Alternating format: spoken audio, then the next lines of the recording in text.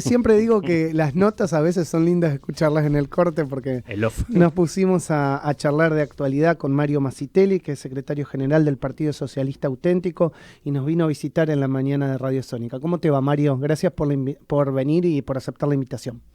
Bueno, gracias a ustedes. Buenos días, Maxi. Bueno, ¿cómo estás viendo la Argentina de hoy? Bueno, la veo con preocupación. Es decir, por un lado creo que el mundo te ofrece luces y sombras.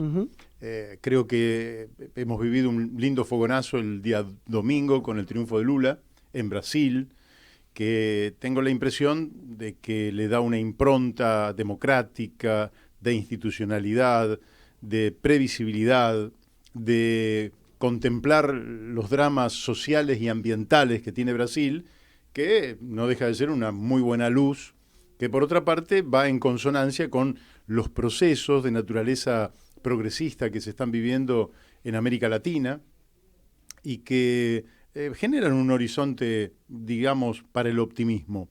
Al mismo tiempo observo una dirección de algunos países, como el nuestro, por ejemplo, que entiendo que están en un alto grado de confusión, sin diagnóstico de la situación, es decir, como un médico que no sabe de qué se trata la enfermedad, que observa al paciente, que da vueltas alrededor del paciente, pero no acierta una terapia, que se termina resignando al hecho de que las propias enfermedades se curen, bueno, porque se curen, porque el organismo del paciente lo permita.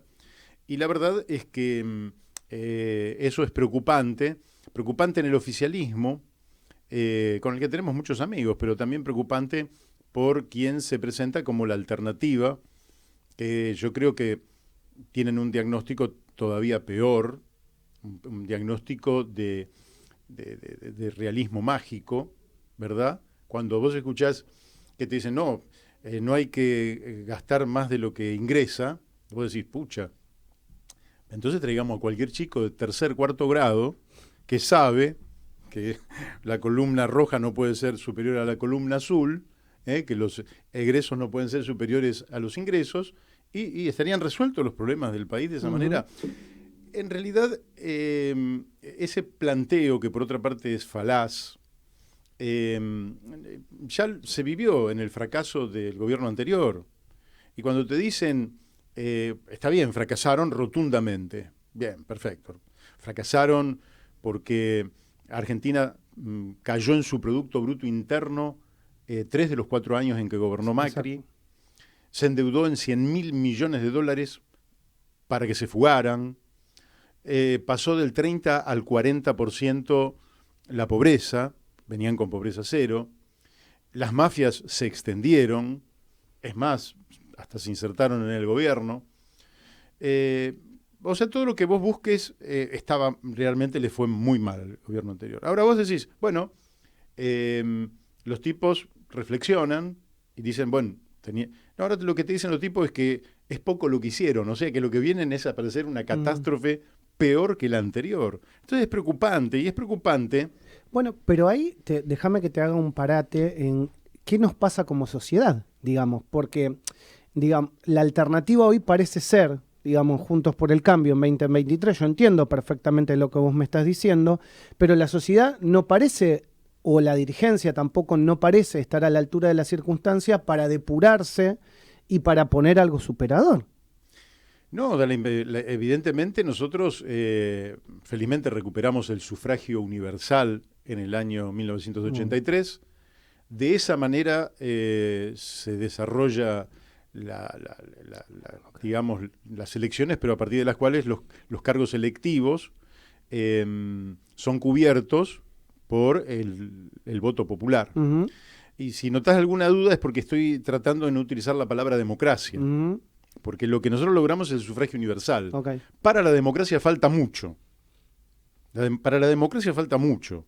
Es una lucha que está por delante. La democracia política, con una reforma política importante. La democracia económica. La democracia social. La democracia ambiental. Todo eso son luchas pendientes. Ahora, fíjate vos qué fenómeno que se da en este país. En todos los países del mundo, hacer una revolución es cambiar sus instituciones, su constitución, sus leyes. En todo el mundo una revolución es eso, salvo un país que es la Argentina, donde la revolución es respetar la Constitución, respetar los tratados internacionales, respetar las leyes vigentes. Si nosotros hiciéramos eso, ya tenés primero un programa de gobierno para los próximos 10 años y después un avance inmenso para la Argentina. Vos fíjate, por ejemplo, para dar algún ejemplo, el artículo 14 bis de la Constitución plantea que los trabajadores participan en no solo las ganancias de las empresas, sino en la dirección de las empresas.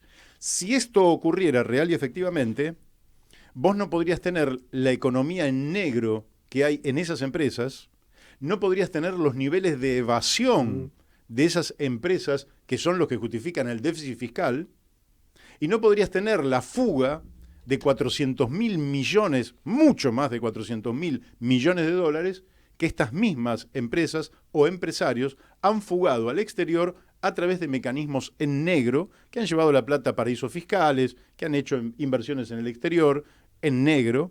Entonces, si vos respetaras ese dinero que ahora el gobierno de alguna manera intentó salir a buscar por el mundo, ¿no? Intenta salir a buscar tardíamente. Lo que tenés que hacer entonces es, para adelante, cumplir con la Constitución Nacional. Okay. Y te podría nombrar otras cosas, como el juicio oral por jurados. El juicio oral por jurados nace con la Constitución de 1853. Quiere decir que el año que viene vamos a tener 170 años de incumplir la Constitución Nacional. 170 años incumpliendo la Constitución Nacional. Y los jueces de la Corte, que deberían ser los primeros en señalar que estamos incumpliendo la Constitución, ellos la incumplen.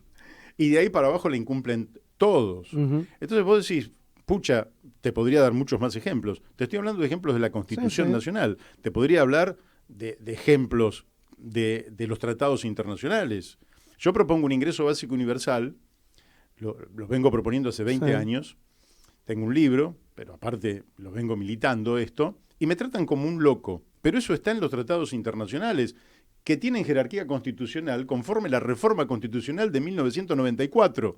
Entonces, está loco el que plantea cumplir con la Constitución. Te podría plantear muchas cosas. Por ejemplo, hay una ley que se votó por unanimidad en el Congreso Nacional, tanto en diputados como en el Senado, que es el traslado de la capital a Viedma. Sí.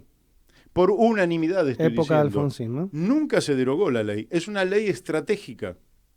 Absolutamente estratégica, porque es mirar al sur, estratégico para la Argentina, mirar al mar, mirar a Malvinas, Georgias del sur, mirar a la Antártida, desarrollar la Patagonia, es absolutamente estratégica.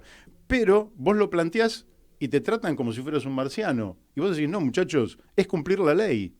Cumplamos la ley. Te podría dar infinidad de ejemplos. La Argentina tiene la solución al alcance de su mano, con el solo hecho de que viene un gobierno y dice, se cumple la ley. Punto. Macri, por ejemplo, termina con la ley de medios a través de un decreto. Eso pasa en la Argentina. Un decreto tiene menor jerarquía que una ley. Por tanto, carece absolutamente de validez. Y la Corte, quizás un fiscal, de hecho, debió haber planteado, señores, este decreto no tiene validez, como si sube un presidente y dice, la Constitución Nacional no vale más, por decreto. No tiene validez. Absolutamente ninguna. Sin embargo, no solo se mantiene el decreto con Macri, que ya es una infamia total, sino que el gobierno que llega, que supuestamente había sido el impulsor de la ley de medios, sigue respetando el decreto de Macri. Entonces vos tenés un país que vive al margen de la Constitución, los tratados internacionales y las leyes. Bueno, es un país difícil de que realmente pueda desarrollarse, pero si nos apegamos a ello, vos tenés otro drama, por ejemplo, la deuda externa argentina. La deuda externa argentina es un fraude. Vos decís, Masitelli, ¿cómo vas a decir que un fraude? ¿De dónde sacaste eso? No, te digo, hay una denuncia de Alejandro Olmos de 1982, El fallo 18 años de juicio. Exacto. 18 años acumulando pruebas, pasando todos los ministros de Economía, pasando todos los presidentes del Banco Central, pasando peritos, pasando académicos, y el juez dice esto es un fraude. Entonces no lo digo yo, es un fraude. ¿Por qué tenemos que pagar el fraude? Claro, es que si uno dijera es un fraude, no hay que pagarlo, porque estamos en presencia de un acto completamente ilegal, ilícito. Absolutamente. Entonces el juez dice, bueno, pero el artículo 75 de la Constitución dice que yo, como juez, no puedo tratar el tema de la deuda, se lo paso al Congreso. Va al Congreso en el año 2000 y hace 22 años que está cajoneado en el Senado de la Nación. Entonces, vos decís, flaco, así es muy difícil que el país pueda evolucionar. Ahora, vos decís, no, pero si respetáramos la Constitución y las leyes, saldrían poderes a morderte la yugular. Bueno, entonces hay que sacar el pueblo a la calle y decir, señores, esto es lo que hay que respetar. ¿Para qué logramos entonces el gran triunfo de 1983 si después no vamos a respetar ni la Constitución, ni los tratados internacionales que se incorporaron en 1994, ni las leyes? Yo veo ahí una imagen de pantalla muy bonita.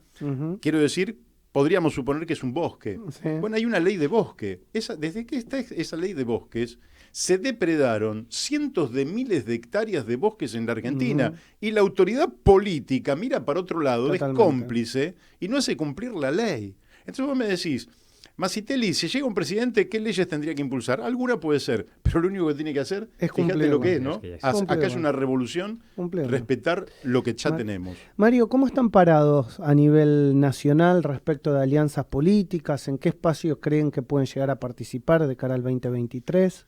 Mira, es difícil al mismo tiempo yo te podría decir, nosotros somos un partido que nace para la defensa de los intereses del pueblo trabajador.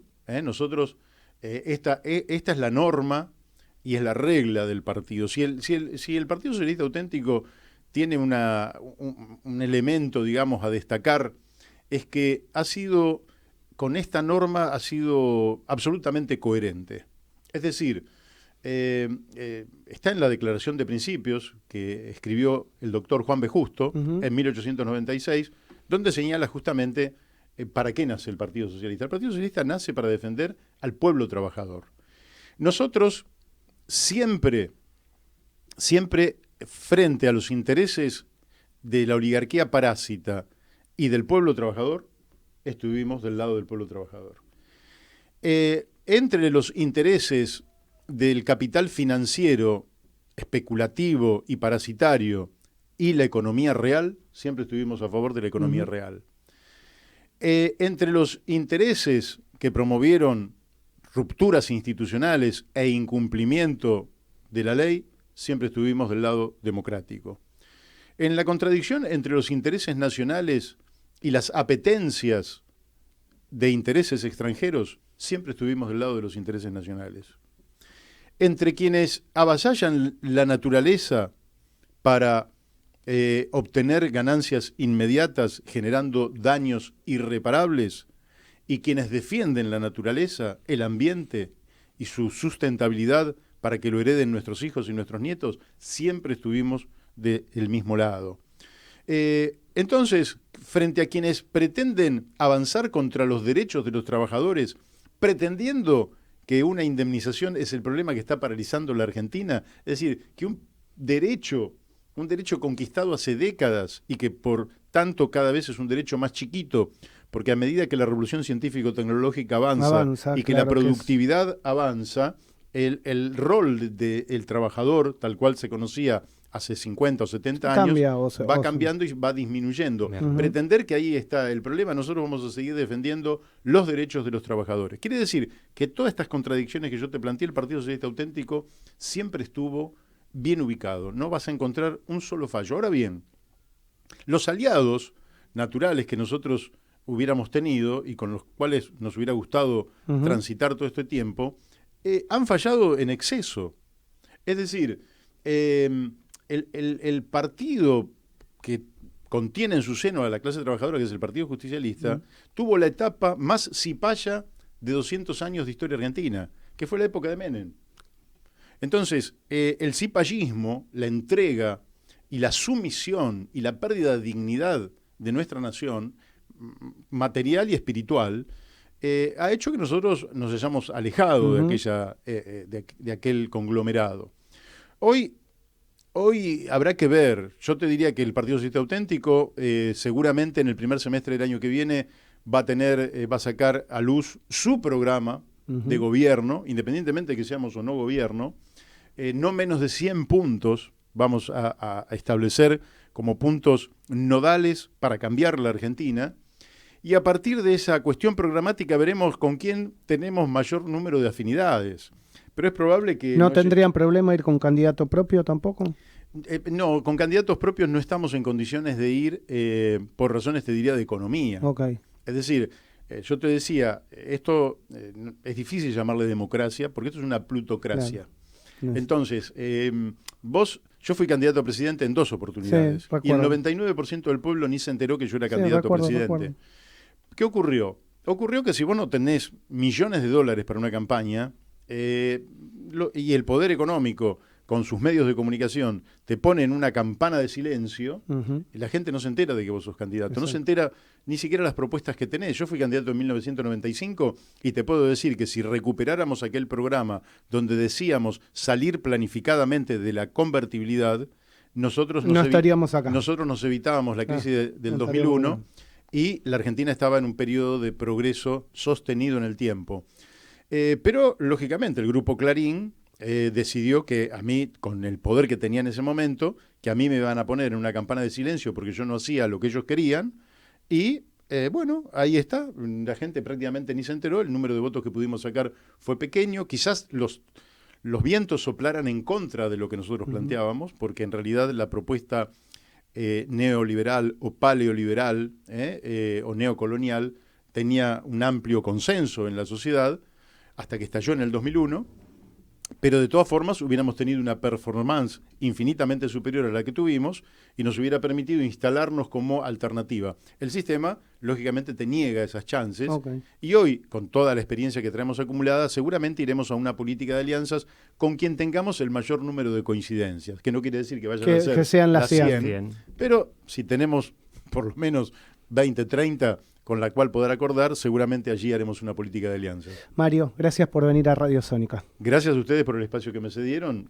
Por favor, y no, espero que no sea la última. Espero que no sea la última. No, nosotros estamos a 400 metros de acá, en nuestro local central de Sarandí 56, a una cuadra del Congreso Nacional, así que con todo gusto, cuando ustedes dispongan, estamos de nuevo. Muchas gracias. Mario Masitelli, secretario general del Partido Socialista Auténtico, en la mañana del arranque.